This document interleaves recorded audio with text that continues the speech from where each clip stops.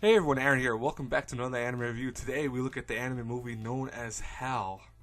Now, Hal is pretty interesting. This is not going to be the best anime movie you're ever going to see. You're not going to be like, oh my god, I got to watch it a million times over. This is one of those movies that you watch a few times and you go, wow, that was really, really good. Or, you watch it over the course of so many years past and you watch it again for the hell of it because it's not that long a movie. It's about like an hour and a half, I believe. But it's a very, very good movie nonetheless, even though it's got some slight flaws. And I'll talk to you guys and girls about that in a couple minutes. But anyways, let's talk about the synopsis of this. So we have in the near future the ability that we can make cybernetic beings. I want to say like androids, but I'm not going to say exactly like that because they don't really talk to them like that. But they are essentially non-distinguishable from humans. You can't tell what they are. You can't tell if someone's a robot or a human being, flesh and bone. And what we have here is Hal, who is actually made for this woman named Kurumi.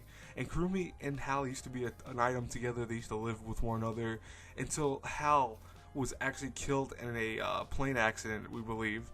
And that left Kurumi really in isolation, despair, and longing for, her love to come back to her. Now Hal was made to hopefully bring her back from the depths of that despair and to make her go back into the world and maybe fall in love with him. And what we get over the course of the story is these two becoming closer and closer. You get the concept of, can a robot really love a person, a flesh and bone human being? Can that actually even happen?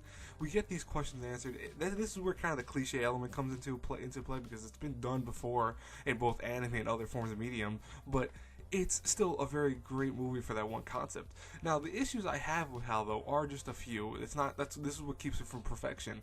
Number one is that it kind of hits some slow moments here and there. There's a lot of times where it's like, okay, let's get on with the plot a little bit. Let's get on with the concepts a little more, because there's a lot of monologuing in this movie. If you're one that doesn't like monologuing, you're not gonna like Hal, I'll be honest with you. There's a lot of times where he'll just stop and delve into the concepts of human and what it is to be human and stuff like that. And there are some times that I felt the animation could have been pushed a little bit stronger.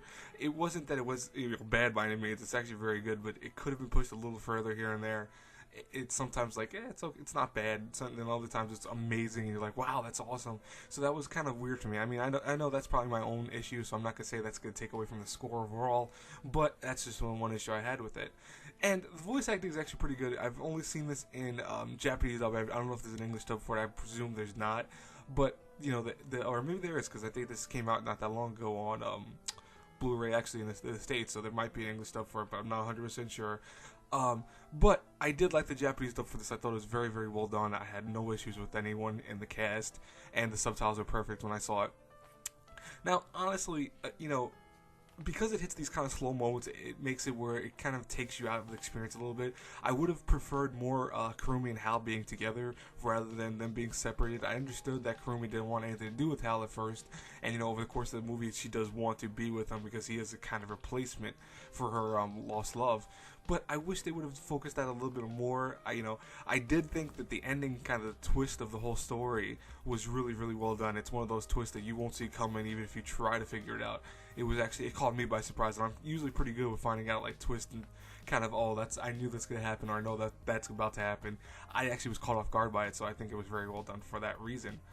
But overall, Hal is a very, very good movie. It's something that, you're going to watch, you're going to enjoy it. You might not watch it, a million times over, like something like The Garden of Words or something like that. But, for what it is, it's a very good movie. It has a lot of nice little romance elements to it. It has the kind of, again, can robots love humans, vice versa, the element to it. But that's probably one of my biggest issues with that, is because I've seen that before done so much that it's cliche in many ways.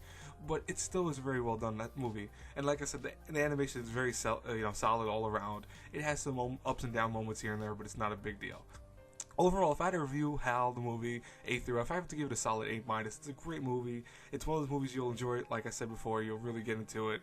And you'll probably I'm telling you, probably after the movie's over, you'll probably still be thinking about, wow, that just happened. And I love movies that can do that, because I think those are movies that have lasting impressions, because even though I saw this almost a year and a half ago, I can remember the whole movie via my memory just because of how cool it was and how great its elements were. Anyways, guys and girls, that's it for today's review. I hope you enjoyed it. As always, hit the like button down there below. Comment, subscribe, the whole nine. And as always, until our paths cross again in the next review, have a good one, everyone. Bye-bye.